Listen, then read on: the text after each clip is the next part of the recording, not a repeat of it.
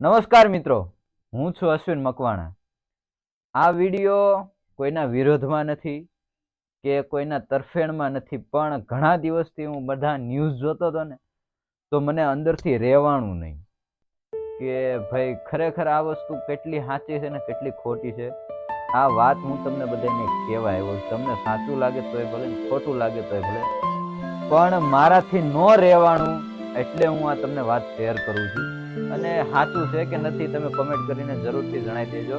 તો આ વાત હું તમને એટલા માટે કહું છું કે અત્યારે વિરોધ હાલી રહ્યો ને ખજૂરભાઈનો. જો કે ઘણાની મતી અનુસાર બધા વાત કરતા હોય, પણ તમારું શું કેવું છે ને તમે મને કોમેન્ટ કરજો. જો એનો વિરોધ એવો થાય છે કે એને પેલા ભૂતકાળમાં આવું કર્યું ને ઓલું કર્યું ને પેલું કર્યું ને ખરાબ માણસ છે ને પૈસા લઈ લીધા ને ઓલું કર્યું. ઘણા બધા એના વિડીયો વાયરલ છે, તમે જોયા હશે ને મેં જોયા છે, મને ખબર છે ને તમને ખબર છે. પણ મારો કહેવાનો મતલબ એક એટલો જ છે કે જે વ્યક્તિ ખરાબ કામ કર્યું તો એને કર્યું, એ આપણે સ્વીકારીએ. હાલો કદાચ હશે અને નોય પણ હોય અને હશે પણ, આપણે કોઈ વસ્તુનો વિરોધ કરતા નથી. પણ એણે કદાચ ખરાબ કામ કર્યું છે એના ભૂતકાળમાં, તો હવે એનું પ્રાયશ્ચિત રૂપે એવું ભાગવત ગીતામાં કહેવામાં આવે છે કે તમે તમારા મનથી જે વસ્તુ હોય એને સ્વીકારી અને એનું તમે પ્રાયશ્ચિત કરો તો તમારા પુણ્યનો ઉદય થાય છે અને પાપનો નાશ થાય છે. આવું ઘણા જગ્યાએથી આપણે સાંભળેલું. તો કદાચ એવું બની શકે કે એના ત્યારે જે એની ભૂલ હતી ને જે એના કાર્ય હતા એ બધું એને કર્યું છે. તો એ વસ્તુ આપણને અત્યારે ઉખેડીને શું ફાયદો છે?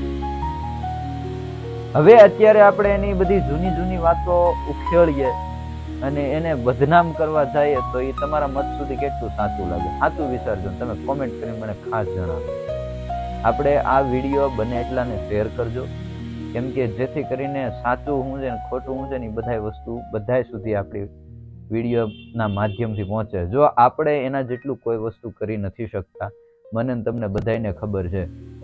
અને કોઈ એવું વ્યક્તિ ભલે એના કમાણી તો નહીં, પણ એ એક સેલિબ્રિટી છે, એને સ્પોન્સરે મળતા હશે, એ ઇવેન્ટ્સ કરે, એના પ્રોગ્રામ એને મળતા હશે, એના પૈસા મળતા હશે, એને દાનય મળતું છે.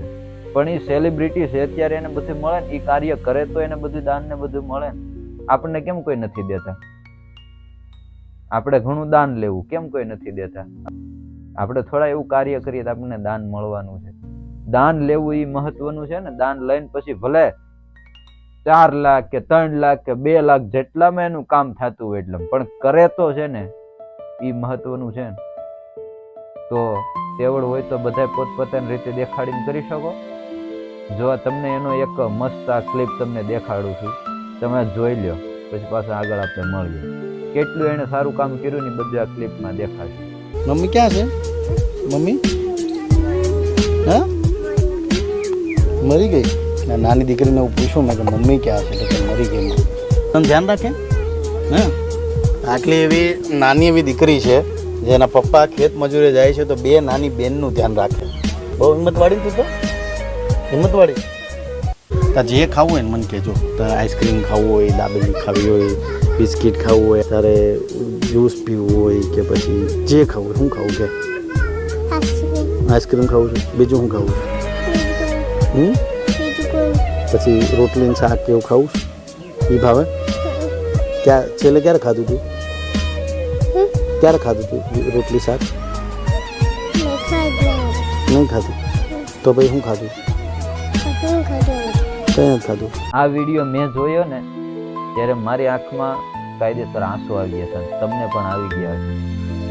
મા બાપ વગરની દીકરી હોય, એની મમ્મી અવળી એવી દીકરી કે મારા મમ્મી ગુજરી ગયા છે, મરી ગયા છે, અને એની જે વેદના હોય એ વ્યક્તિ એને કેળીને જ્યારે સાંભળ્યું છે ત્યારે એની કેવી હાલત થઈ છે.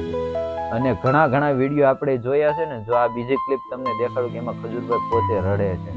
લોકો હવે ઘરમાં બહુ દુઃખી છે.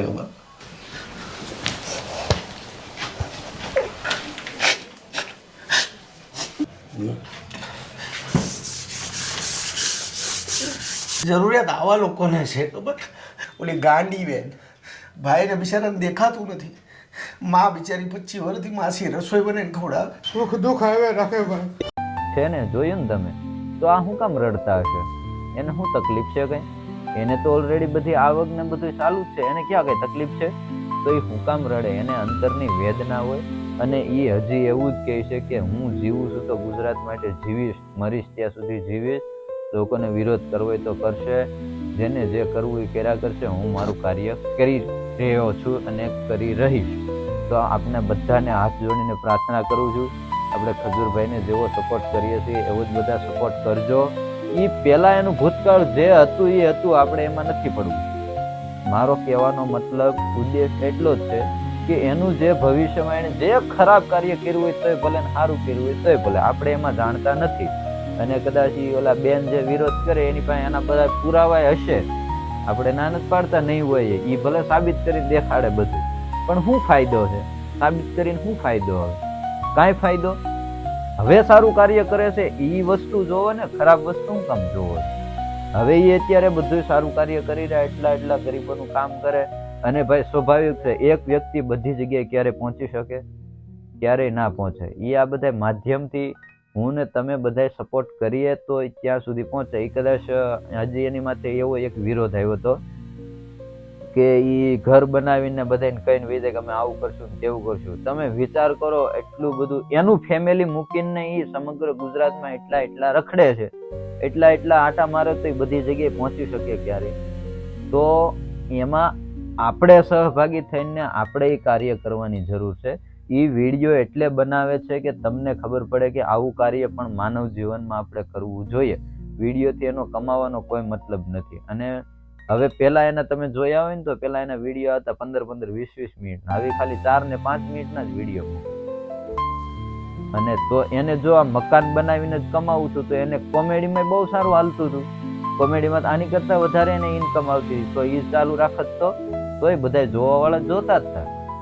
તો આ બધી વસ્તુ આપણે એના પ્લસ પોઈન્ટ જોઈએ ને તો આપણને ભગવાન જ દેખાય. અને ભગવાન જ છે, ભગવાનના ફરિશ્તા તરીકે ભગવાને સાક્ષાત કોઈ અત્યારે ગદાધારી ત્રિશુલ લઈને એવા ભગવાન આવે તો હું તમે સ્વીકારીએ? ક્યારે માનીએ?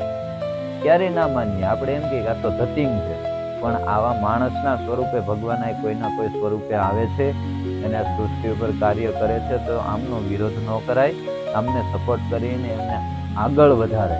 જો એ વ્યક્તિને કરવું હતું ને તો અત્યારે રાજકારણમાં પણ જઈ શકતા હતા. હજી એને રાજકારણમાં જે પગલું મૂક્યું નથી.